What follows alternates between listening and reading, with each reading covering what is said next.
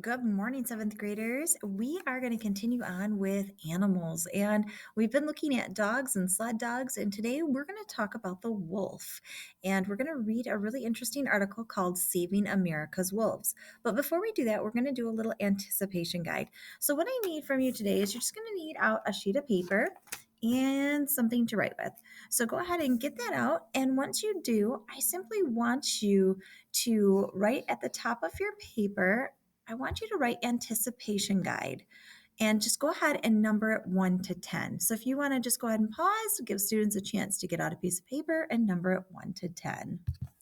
All right, I have mine numbered 1 to 10. You can skip lines, it doesn't matter. We're going to just use this to take some notes and have a little discussion inside your crew.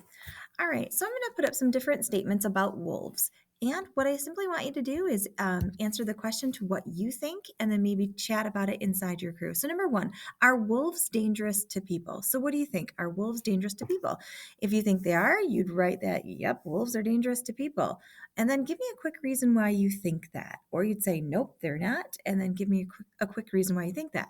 Then within your crew, just have a little discussion. All right. And then we'll go on to number two. So, teachers, you can pause in between each one of these statements. All right, number two. Why are people afraid of wolves? So traditionally, there's a lot of people who are afraid of wolves. Why? What makes wolves so fearful? All right, so for number two, go ahead and jot down an answer and then share out inside your crew. Pause and come back when you're ready for number three. Number three, what is a predator? So talk about that in your crew. What is a predator? Jot down an answer to what you think a predator is and share out some responses. Pause and come back when you're ready. Number four, take a guess. How big is a wolf pack? So, thinking about a wolf pack, how big is it? Just give a number, share out a few numbers, and then let's go on to number five. Number five, true or false? A wolf can sniff a deer a mile away. So, put down true or false for that one. And then just share out a few responses. How many of you think true? How many of you think false? All right, and then we'll move on to number six when you're ready. Again, pause at any point in time. Number six, there is an order of power or a hierarchy within a pack. Do you agree with that statement? Okay, if so, tell me a reason why. All right, and share out a few responses in your crew. Number seven, how many pounds of food can a wolf eat at one time? What do you think? How many pounds can they eat at one time? Number eight, are there wolves in Michigan? So, do we have wolves here in Michigan? What do you think? And share out a few responses, maybe a few stories. Pause and come back when you're ready for number nine. Number nine, can a wolf bring down a moose? So, can a wolf bring down a moose? What do you think? And jot down an answer for number nine and share out in your crew. Have a little chat about it and come back and we'll do the last one. All right, number 10. Do wolves ever accept outsiders into their pack? So, what do you think? Do they accept outsiders into their pack? Put down a response and then just chat about it within your crew. Come back when you guys are all done with 1 through 10. All right, well, we're going to get to the bottom of some of these questions and answer them for you in our article today. So, what I want you to do right now is keep your piece of paper out. We're going to be using the back side of your paper to take a few notes.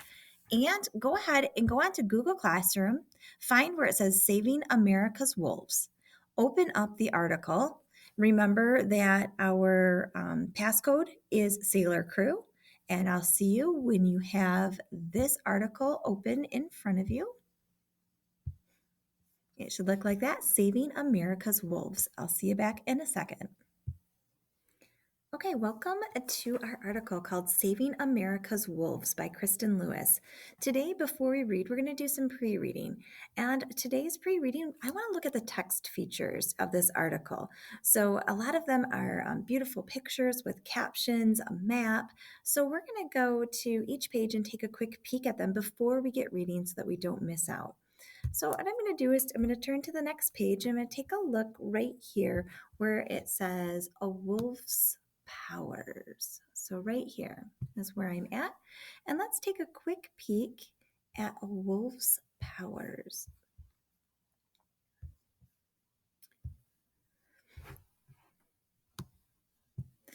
A wolf's powers. A wolf marks its territory with urine and scat, and with oils from scent glands. These glands are found at the base of its tail and on other parts of its body. Look at the nose here. A wolf's sense of smell is 100 times better than a human's. And wolves howl to communicate with each other. They may share in a group howl before they go on a hunt. Now let's take a look at the fur. 2 layers of fur keep a wolf dry and warm, even in sub-zero temperatures. Fur is shed in the spring and it regrows in the fall. All right, let's continue on looking at some text features. Right here, let's take a look at this rectangle where it says the wolf pack, a tight-knit community. Within your crew, please, teachers, call on a volunteer who will read this small section. Go ahead and pause and come back after you've read that section aloud in your crew. All right, hopefully some of you guys noticed some of the answers for the anticipation guide were right in here, talking about pack size and the hierarchy of the pack and the alphas and the omegas of the pack. All right, let's go on to the next page to look at some more text features. All right, on this page, let's start off with this adorable picture right up here at the top. You're going to see the wolf pups right up here. And go ahead, teachers, call on a volunteer to read the 2 captions that go along with the pictures of the wolf pups and come back when you are done. Okay, probably you learned a pretty gross fact so far as that the wolves regurgitate or vomit back their meat for the pups to be able to eat them, to eat their meat. All right, I'm going to have you go ahead and go down to the bottom here to this map where it says wolves in the U.S. Again, teachers, call on another volunteer to read this small caption underneath the map of wolves in the United States. Come back when you are done. You should have learned about how great the wolf population is up in Alaska and the fact that we do have 2 different species of wolves here.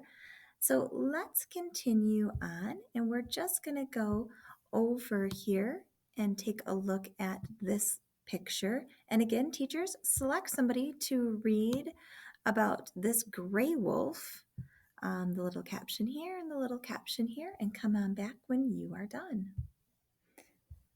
Okay, and now let's go on to the last page right here of our article and take a look at this image right here. So, and learn about the radio collar that is on this wolf right here. Go ahead and have another student volunteer go ahead and read these captions and go ahead and come on back after you're done.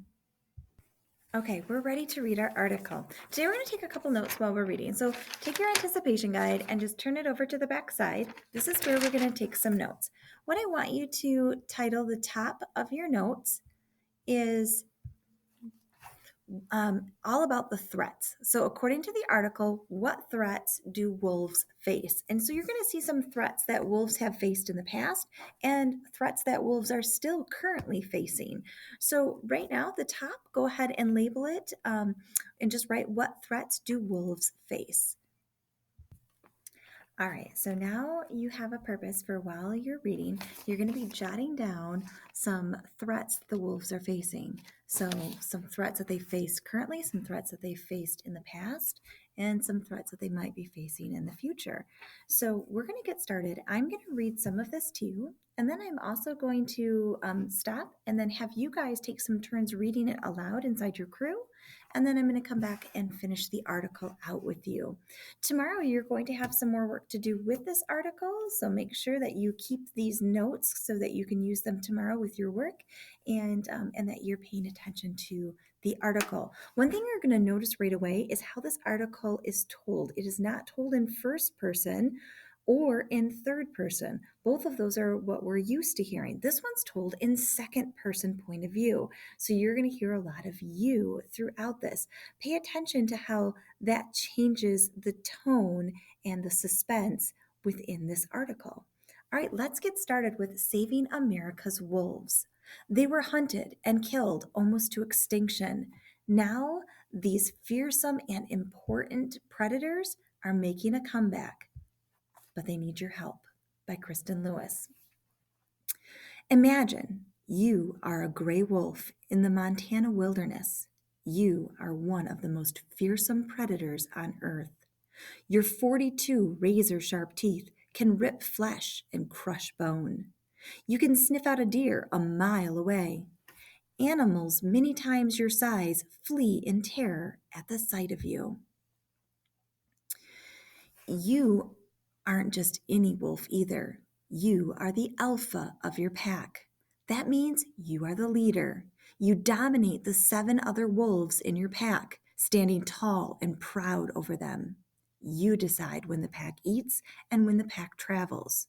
You also decide when the pack hunts. Your kills are as dramatic as a high-speed car chase in an action movie. You will stalk a herd of elk for days and days before choosing one to eat. You aren't afraid to go after an elk that is 500 pounds heavier than you, though you do prefer the weakest ones, the oldest or the youngest or the sickest. When you're ready to strike, you and your pack work together in deadly harmony. You chase your target until it's alone, separated from its herd, and utterly exhausted. Then you and your pack pounce, latching onto the elk's neck and legs with your powerful jaws, until at last the elk collapses in a bloody heap. You and your pack then begin to feast, your bellies swelling with flesh, your faces turning red with blood. As a wolf, you are more than a magnificent predator. You are an apex predator at the top of the food chain. But in spite of your powers, you face many threats. One kick from an elk or a moose can break your jaw. Diseases like mange can cause you to lose your fur, leaving you shivering in the cold. Other wolves can challenge you to a deadly fight for control of your territory. But there is one creature that threatens you more than any other: humans. For hundreds of years, humans in America have hunted, poisoned, and trapped your kind. They have driven your species almost to extinction. And they aren't finished with you yet. It's a brisk winter day, and you and your pack are trotting through the snow when you sense that a human is drawing near. Fear washes over you. A member of your own pack was recently shot by a human. You tried to help him as best you could, licking his coat and bringing him food. But he did not survive his wounds. You still mourn his loss. Is a human now coming to kill you too? All right, let's take a quick pause right here. And you should have jotted down a few threats that wolves are facing from this section. So go ahead and take a look at some of the things that you may have jotted down. Instantly, I saw that your jaw could get broken. Diseases can affect, like mange, can affect the wolves and other wolves. So you should have jotted a few of those down before we go into the next section called the Big Bad Wolf. All right, let's go into the Big Bad Wolf.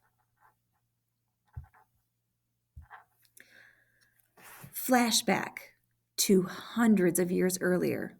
Back then, your ancestors were also stalked by humans. These humans despised your kind because you terrified them. They didn't understand your ways. To America's first European settlers, you were more than just a nuisance that ate their chickens and goats. You were a stone cold killer, a monster even. In the stories they told their children, you were the villain that devoured Little Red Riding Hood's poor grandmother. Before the 1800s, as many as 2 million of your kind lived in America. You roamed the dense forests of New England. You howled across the deserts of the Southwest. You waded through the icy rivers of the Rocky Mountains. But as humans spread out across North America, your kind was dying out. You were shot by the guns of pioneers. You died from eating poisoned animal carcasses left out by humans. Your head was chopped off and sold for money. Your fur was turned into fashionable hats and coats for humans to wear. And then you were gone. By the 1920s, in most parts of America, none of your kind was left. So let's take a look at this section. Just take a minute and jot down a few more threats that these wolves have faced. All right, let's go into the next couple sections. Not a monster and once again howling. So in these two sections, I would like you to be reading these aloud inside your crew. Teachers, feel free to call on student volunteers. Or teachers, you may read some of this aloud, but it should be read aloud inside your crews. So read these two sections aloud. Not a monster and once again howling. After you guys are finished reading those two sections aloud, feel free to discuss along the way. But once you're finished with those two sections, come on back and I will read the last section, coming home. So go ahead and pause, read those, and come on back when you get to the coming home section. All right, welcome back. Let's look at the end here. Coming home.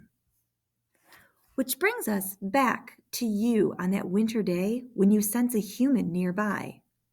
You do not know what is about to happen, but your instincts tell you that you are in mortal danger. Suddenly, a deafening noise thunders from the sky. The noise comes from a helicopter, but you don't know what a helicopter is. You break into a full-speed run, zigzagging across the snow, but you aren't fast enough to outrun the flying metal monster that is chasing you. Minutes pass. Your muscles ache. You grow weary, but you don't stop running. The helicopter swoops low. There is a man perched inside. He has something aimed at you. And then, click, your body collapses. Everything goes dark. You are not dead. This human did not come to kill you. He came to help you. It was not a bullet that hit you. It was a tranquilizer dart, which has put you into a deep sleep. The helicopter lands nearby. A man hops out and rushes to your side. He is a wildlife expert who has dedicated his life to studying and caring for your species. He and his highly trained team set up a makeshift station in the snow. They take your blood to study and to see what diseases you've been exposed to. They weigh you, check your teeth, and measure your paw size. They record their observations in their journal. They work quickly. They must finish before you wake up. They know that if you are exposed to humans, you could lose your fear, and you may be more likely to wander close to where people live. That could put you in danger. Finally, they put a collar around your neck that has a special radio inside. This radio collar will help them track your movements and learn more about your habits and behavior. Everything they learn will help them better understand you and your kind. Of course, you don't know any of this. You're still fast asleep. When you wake up, the human who had been chasing you seems to be gone. So too is this terrible noise. You stand, snow flecking your muzzle. You lift your head high and let out a long howl. In the distance, your pack howls back to you. They are waiting for you to come home. Okay, now that we have finished the article, take a couple minutes inside your crew and share what you have down for some of the threats that the wolves have faced in the past and that wolves currently face.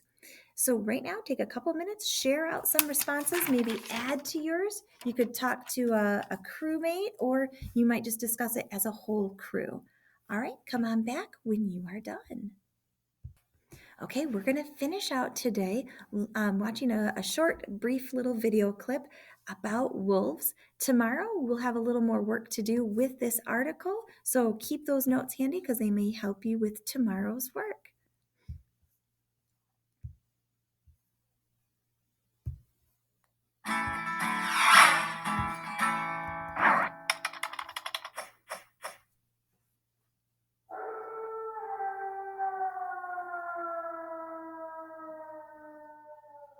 Wolves are renowned because of their spine-tingling howl that can be heard from miles around. Magical, yet frightening. It is rumored that wolves howl at the moon, which is wrong. In order for the howl to be effective and high-pitched, a wolf has to bend the neck upward. They tend to howl more at night because they are nocturnal. Wolf packs are established according to a highly organized and strict hierarchy. Average pack size is 6 to 8 wolves with a dominant leader alpha male at the top. He leads the hunt and usually eats first. Wolves are highly territorial animals and typically hunt within territories ranging from 50 to 1,000 square miles. They establish territories for larger than they require to survive. Approximately one-third of the life of a wolf will be spent moving around their territory and thus known to roam large distances. So much so that they may travel 50 miles or more each day in search of food. The territory is marked out accurately by urine, droppings, scratches, and sound calls, and is defended actively against trespassing wolves. They hunt as a group, which makes it possible for them to hunt down animals much larger than themselves, such as elk, deer, or moose, and can eat 20 pounds of meat in a single meal. Wolves can smell other animals several kilometers away, and from the smell they can tell if other wolves were in the territory. This is because wolves have about 200 million scent cells, as compared to humans who have only about 5 million. Wolves have several ways to stay warm in cold weather. They have a very heavy double coat of fur, which allows them to survive in temperatures as low as minus 40 degrees Celsius. After the last wolf was killed in Yellowstone National Park in 1926, a wolf reintroduction program was implemented in 1995. The program is considered to be a great success. There are currently around 100 wolves in the park.